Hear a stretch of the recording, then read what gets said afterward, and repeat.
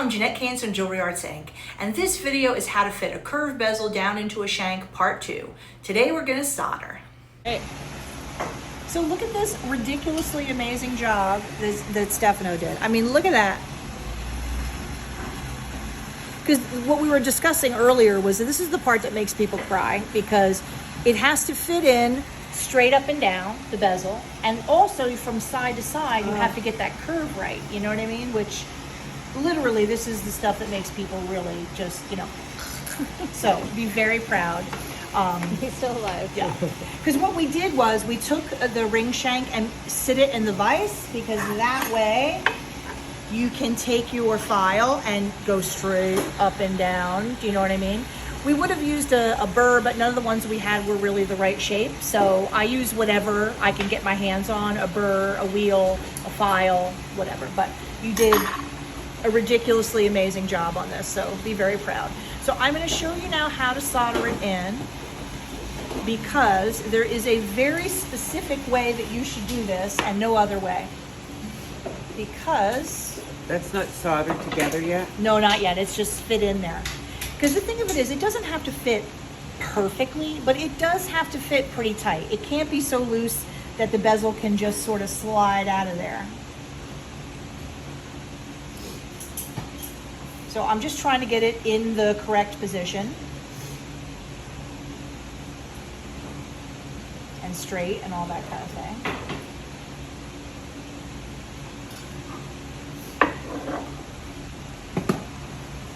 Because you want basically the inside curve of this to match the inside of the ring shank. And we do have a little extra space there, but not enough that we can't solder it. I'm gonna just squeeze that tiny bit. Okay. So the whole key to these settings is to solder it from the inside and at an angle. And I'll set it up and I'll show you what that means. Because if you set up one of these rings like this, even if you have a really tight fit, if the bezel is straight up or straight down, you know, at the top or the bottom, when you're heating it with the flux, it can actually slide. And if that happens while the solder is running, you are screwed. That's a technical term. So it's one of those things that won't happen every time, but it will happen sooner or later. However, if you do it off at an angle like this so that gravity isn't directly pulling it out of the setting, it will never happen to you. Another real key to doing this successfully is to only add the solder from the inside, from right here. The urge is always like, people will do some of it and they'll look at it, they're like, oh, I need a little more on top, I'm gonna add, like, never add the solder from the top, because it will make an icky mess and it's really super annoying to clean it up. So no matter how much your reason tells you, I'm just gonna add a little more from the top, think of my voice in your head and say, don't do it. You just keep adding it from here until it's completely filled. So I'll do one side so that you can see what that's like, and then I'll let you do the other. We're gonna go to medium solder though, right? Because we've already used hard. Oh, let me go get a piece. Should I keep this piece of solder? Yeah, we'll put it on a tab for you. Okay. Oh, you need to put a big piece. Yeah, we're not going to need nearly that much solder, but I always like to have a little excess. And yes, this is not a case for like super tiny little pieces, because you're trying to fill that whole space. And here's the thing, there's a lot of techniques that I'll be like, well, you know, some people do it like this, and some people do it like that, you know, I like this, but whatever. This is one of those cases, don't do it any other way than this. Basically, every other way I've seen, sooner or later, there's a horrible calamity. So basically, with this, I'm completely rigid, because this is like the way, you know? Because we used to teach it with straight up and down, and like I said, it won't happen every time, but every 8th time or 10th time, the bezel will slide. Once that paste flux or the flux gets really glassy and liquidy and starts to flow. The shank or the bezel? So it's the upside bezel down. will slide. What's on the board? How is it set up?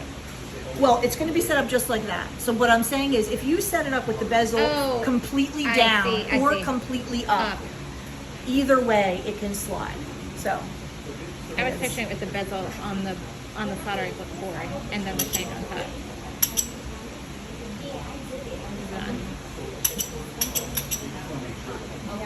Here, gas. I can light the torch. I know I can. There we There it go. is.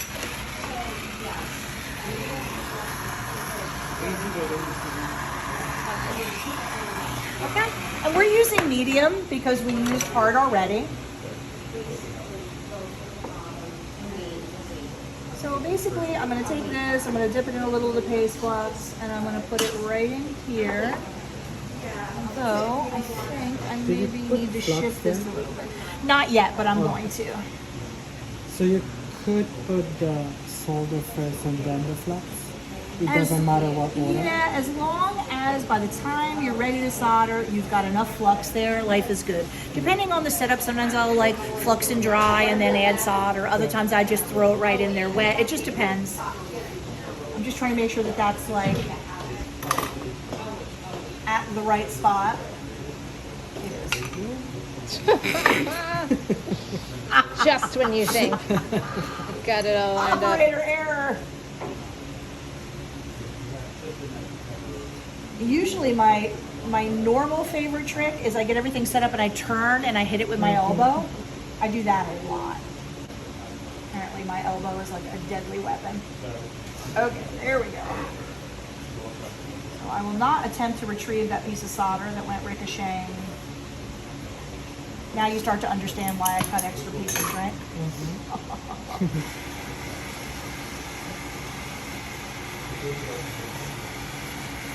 So I know that I'm going to need a relatively, robust amount of solder in there. So I'm going to add a couple of nice fat pieces. I'm also then going to add a little paste flux underneath here. You always want to make sure you have paste flux where you want the solder to go. Maybe 3. If you're nervous about how much solder to add, just add 1 piece to start, and you can just keep adding to it.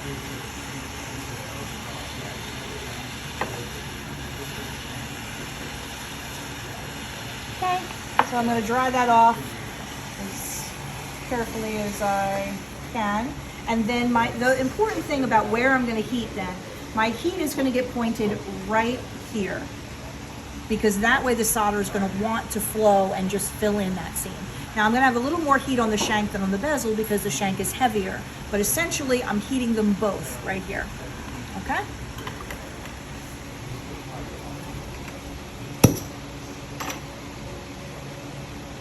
So first I'll dry it off semi-gently and make sure my solder is still where I want it to be. As always, you want to make sure the solder is touching both sides of the seam, so that it'll want to just get drawn right in there.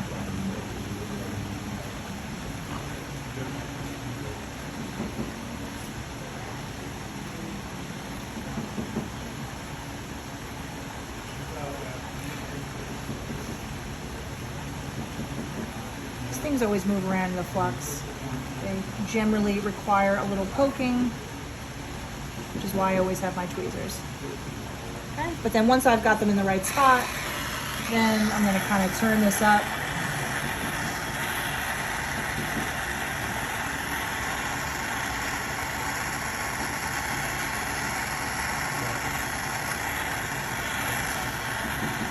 Should have turned the fan off, but didn't.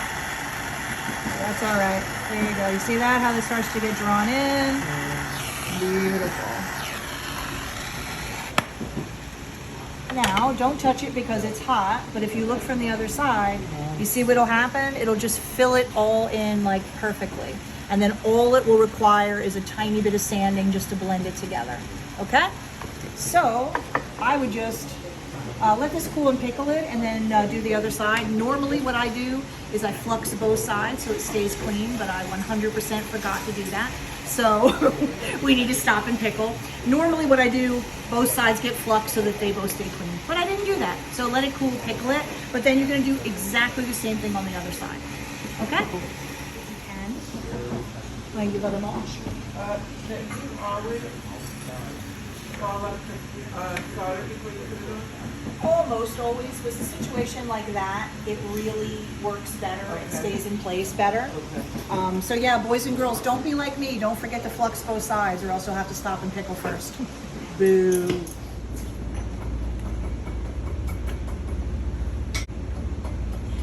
So for the inside, the easiest thing to clean it is using the white cylinder wheel for my Essentials polishing kit, because that's like, this is the wheel that I use for most things, for inside of rings and everything. And it's almost finished. You see the inside right there. I'm gonna give it just 1 or 2 more little swipes just to show you, but basically, whee!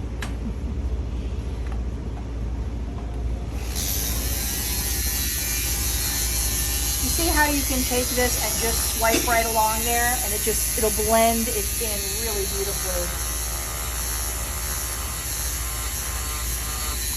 And that's why the inside's the place to put your solder, because it's super easy to clean it up in here, because you can just use a cylinder wheel.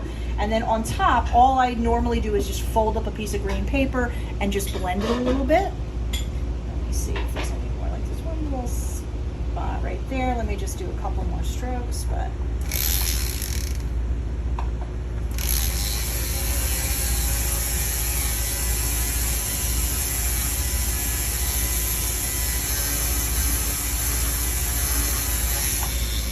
See what I mean? It just gives you this beautiful finish, and it's real easy to do, which is 2 of my favorite things. So let's go actually take a piece of green paper and I'll just show you this, but you're like almost there. So for the sides here, I usually just use like the green micron paper, because that's really good for kind of just blending things together. And you're gonna do the board secretary, you know, where you're just gonna go light and fast. Because, you know, when you're sanding, trying to be deliberate, could you do a little close-up of that? You see what I mean? Like that took like 2 seconds. The light and fast method is the most efficient way to do it. If you're trying to be real slow and deliberate, you know, and like, oh, I see it, and like that actually takes a lot longer. You just want to go light and fast, because that way it just sort of blends everything together. So you see what I mean? Like how fast that is? It takes almost nothing.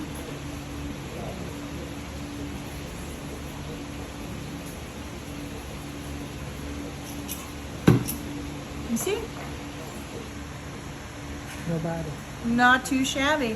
So you do the same thing on both sides, and honestly what I would do, I would take green paper kind of over the whole outside just to get everything the same. And then you can always decide, like, do I want, you know, a different polish between the shank and the bezel, or whatever you want to do. But usually I consider like a 400 finish, like my blank canvas, you know, like I never go on to the next step until everything has been cleaned up to a 400 finish. Okay? So a little more board secretary, and then there you have it.